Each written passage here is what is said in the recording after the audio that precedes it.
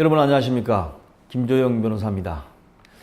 정비 사업을 하다 보면 부정적인 효과도 당연히 있지 않겠습니까? 그래서 이번 시간에는 정비 사업의 부정적인 효과에 관해서 한번 알아보도록 하겠습니다. 자, 어떤 게 부정적인 효과가 있을까요? 일반적으로 보면 반대가 더 많다는 것은 분명히 안 좋은 면이 있기 때문에 반대를 하지 않겠습니까? 그래서 그 반대자들도 극렬히 반대를 하고 있습니다. 빨리 하자고 하는 사람도 있지만 반대자는 분명히 또 있어요. 그러다 보니 무조건 좋다고만 하지 말고 안 좋은 면도 얘기를 해줘야 재건축 재개발의 정상적인 판단을 할 수 있지 않겠습니까? 그래서 보시면 저번 시간에 보신 것처럼 이런 안 좋은 여건, 어차피 쓰러져서 부실 수밖에 없는 이런 안 좋은 건축물을 이제 신축 공사를 해서 좋은 환경으로 만드는 건데, 이러한 것에 이제 찬성파와 반대파가 있고, 반대하는 사람은 극렬히 반대를 할 수도 있습니다. 그래서 고층 아파트 올라가면 경관이 해친다고 반대하고, 또 그 다음에 시의 행정 절차가 잘못됐다고 계속 이제 민원을 제기하고 이런 경우도 있고, 또 어떤 건 여기 보시겠지만 재개발 수십 년 기다렸는데 또 기다리라는 것이 웬 말이냐. 결국 할 재개발이면 하루라도 빨리 하자. 이게 무슨 말이냐면, 어차피 건축물이, 특히 주택이 노후화돼 가지고 허물 정도가 되면 더 기다린다고 건축물이 새롭게 되는 건 아니잖아요. 점점 더 낡기만 하지.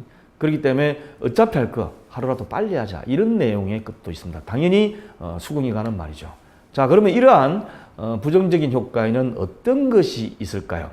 여러분, 재건축 재개발 앞에 강의할 때 보면 재건축 재개발이 어떤 식으로 진행되는지에 대해서는 다 아실 겁니다. 그러면 그렇게 진행되는 재건축을 하다 보면 과연 어떤 게 잘못될 것이냐.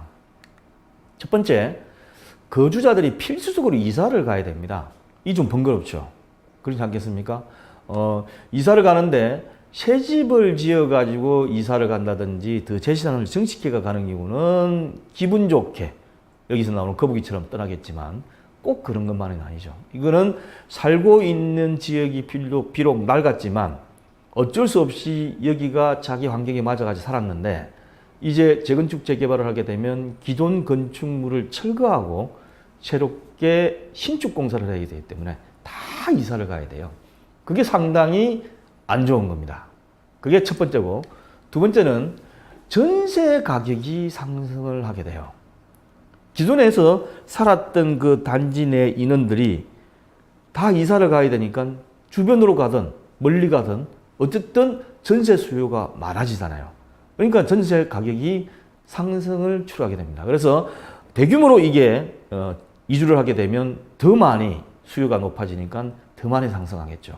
그래서 이것도 서울시 같은 경우는 통계가 잘 없습니다. 굉장히 재건축 재개발이 중요함에도 불구하고 제가 아무리 서울시 백서 같은 걸 뒤져봐도 예전 통계밖에 없어요. 그래서 2008년 8월달 10년 전 얘기지만 이때 보면 단독주택이 뉴타운 지정 당시에 비해서 올랐고, 연립주택도 상당히 많이 전세 가격이 올라가 있습니다. 근데 아파트도 제법 올랐어요.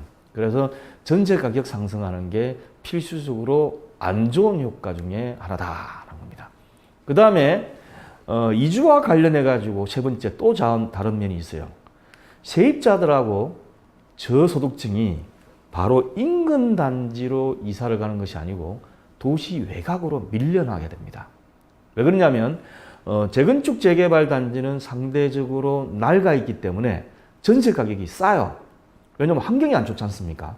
곧 허물 정도의 주택이다 보니까 전세 가격이 좀 낮은데, 그곳에서 나와서 이사를 가려 그러면 기존에 가지고 있던 전세금과 월세를 가지고는 살 수가 없습니다. 주변 지역에.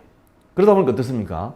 매일경제신문 기사가 나온 걸 보면 월세하고 외곽으로 자꾸 전세하던 사람은 그 전세금 가지고 못하니까 월세를 일부 끼든지 아니면 원세로 가든지 아니면 외곽으로 자꾸 빠지는 거죠. 여기서 보면 왼쪽에 표가 있는데 이게 좀 아주 잘 분석을 해놨습니다.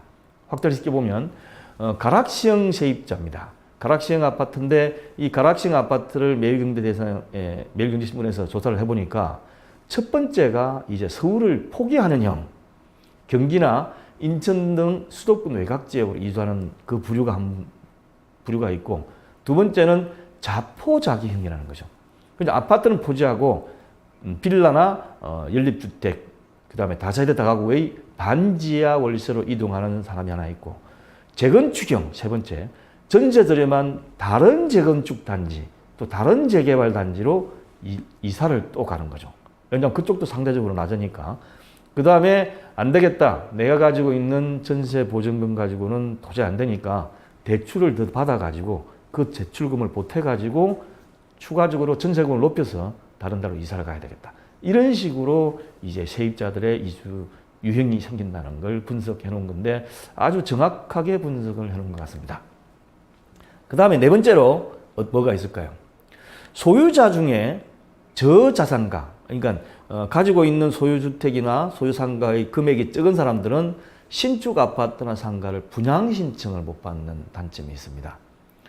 이걸 구체적으로 어느 부위인지 얘기하면 옛날 일이기 때문에 또 안 좋은 이미지가 있으니까, 일단 그 당시에 보면 어느 3-1구역은 조합원들 분양 신청률이 50%밖에 안 돼요. 왜 그렇겠습니까? 받아봤자 이익이 별로 남을 것 같지 않으니까. 주택 가격이 하락할 때겠죠. 그 다음에 어느 뉴타운 지역은 422명 중 79명 현금 청산한다. 이 정도 비율 같으면 지금도 많이 발생을 하고 있습니다. 그래서 기존에 있던 조그마한 규모의 주택 소유자들은 그나마 거기서 살고 있었는데, 신축 아파트가 들어섬으로써 큰 아파트만 짓다 보니까 아예 들어가지를 못하는 거죠. 분양 신청을 받을 수는 없습니다. 그 다음에 또 하나의 잘못된 효과는 뭐가 있을까요? 주택 가격이 상승하는 겁니다. 주택 가격이 어느 정도 주택 가격이 상승하는지를 한번 보겠는데, 이것도 예전에 보면 어떻습니까? 약 905만 원이었던 것이 1,367만 원, 584만 원이었던 것이 1,029만 원, 835만 원이 959만 원, 이건 3.3제곱미터입니다. 이만큼 주택 가격이 상승시키는 효과가 있는 거죠. 다른 강의에서도 제가 말씀드렸지만, 재건축 재개발을 하면 기존에 있던 부동산이 제곱미터당 얼마를 오르는지에 대해서는 별로 관심을 안 가지셔도 됩니다. 정부에서 잘못 판단하고 있는 것이, 지금 현재 재건축 재개발을 하려고 있는 곳이 가격이 자꾸 뛰면 이걸 잡으려고 노력을 해요. 그렇지 않습니다. 그 재건축 재개발 단지가 신축 공사를 해서 새로 짓는 아파트의 분양가를 잡는 게 맞는 것이지, 기존에 있던 것이 얼마 오르는지는 별로 그다지 관심을 가지시면 안 돼요. 그래서 어떤 의미에서는 일정 사업 기간이 지난 그 단지의 재건축 재개발 단지의 현재의 제곱미터당 평당 가격은 주택 가격 산출하는 데 빼버렸으면 좋겠습니다.